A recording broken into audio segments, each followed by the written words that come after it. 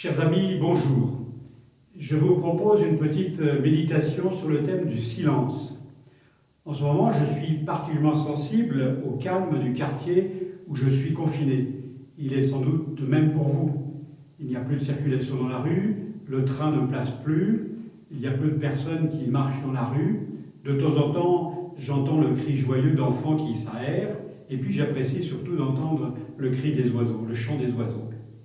Je constate avec surprise que les habitants sont peu bruyants. On a l'impression que chacun respecte le silence ambiant et veille à ne pas faire de bruit pour ne pas importuner ses voisins.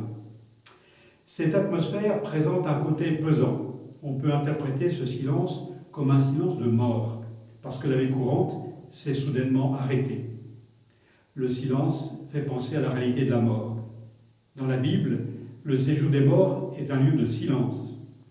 Les morts ne louent pas le Seigneur, ni ceux qui descendent au silence, dit le psaume 113. Ce silence, c'est aussi celui de l'absence. C'est l'impression de l'absence de Dieu alors que nous sommes au cœur de l'épreuve. On est impatient. On voudrait que Dieu intervienne selon notre désir et qu'il nous épargne la souffrance. Un sentiment d'abandon peut habiter les uns les autres, comme le psalmiste qui crie « Mon Dieu, pourquoi m'as-tu abandonné ? Mon Dieu, j'appelle tout le jour et tu ne réponds pas. » Ce silence, soyons-en conscients, c'est aussi un silence gêné, un silence honteux. Le silence de l'homme lorsque son péché est mis en lumière. Pensez aux scribes et aux pharisiens qui se retirent en silence quand Jésus invite celui d'entre eux qui est sans péché à lancer la première pierre sur la femme adultère. Le silence qui habite aujourd'hui notre société, c'est un silence qui est lié à la culpabilité, face au choix de modèles de production et de consommation qui ont bouleversé les écosystèmes et créé les conditions favorables à la pandémie. Nous ne sommes pas fiers de cela. Pour ma part, je souligne que le silence est aussi un silence lourd d'un mystère d'amour. Ce silence est prometteur, car il est également annonciateur de la visite du Seigneur. Que tout être de chair fasse silence devant le Seigneur, car il se réveille et sort de sa demeure sainte, prévient le prophète Zacharie. Le silence, vous le savez, précède la parole. Or, quand Dieu parle, c'est pour créer, c'est pour donner la vie. Pensez au récit de la création dans le livre de la Genèse. La terre était informe et vide, les ténèbres étaient au-dessus de l'abîme, et le souffle de Dieu planait au-dessus des eaux. Et puis Dieu parle, et c'est la vie qui advient. Vous pouvez penser aussi au tombeau vide au matin de Pâques. Pas de manifestation spectaculaire, mais simplement, dans le silence du jour qui lève, le tombeau vide. L'Esprit Saint est intervenu pour relever Jésus d'entre les morts. La mort n'a pas pu engloutir la vie, l'amour est victorieux.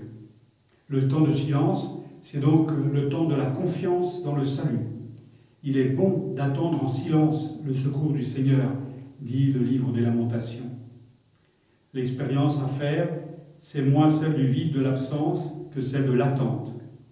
Pour cela, nous devons entrer dans le silence avec la Vierge Marie, elle qui retient les événements et les médite dans son cœur. Aussi, je vous propose quelques pistes pour le samedi saint. Habituellement, vous le savez, on a tendance à passer trop rapidement sur le samedi saint. Dans nos paroisses, on s'agite pour préparer la vigile pascale. Cette année, le confinement nous offre l'opportunité de le vivre plus sérieusement. On ne célèbre pas les sacrements, excepté pour les mourants. Dans les premiers siècles, les chrétiens observaient un jeûne rigoureux jusqu'à la nuit de Pâques. Ils demeuraient dans le silence et priaient.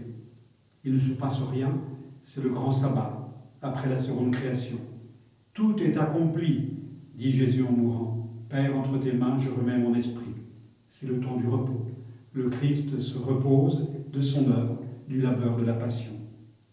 Extérieurement, la mort semble victorieuse. Le corps du Christ est enseveli.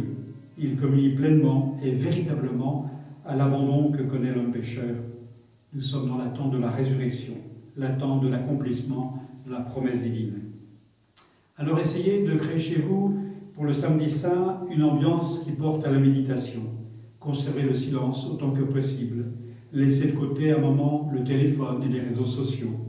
Prenez le temps de prier l'office de lecture et de laude. Portez dans votre prière d'intercession tous ceux et celles qui vivent dans l'attente. Et je pense notamment aux personnes mourantes. Et puis également aux catéchumènes qui s'étaient préparés pour recevoir les sacrements de l'initiation chrétienne durant la vigile pascale et qui devront attendre un peu plus longuement. Alors à tous et à toutes, bon samedi saint.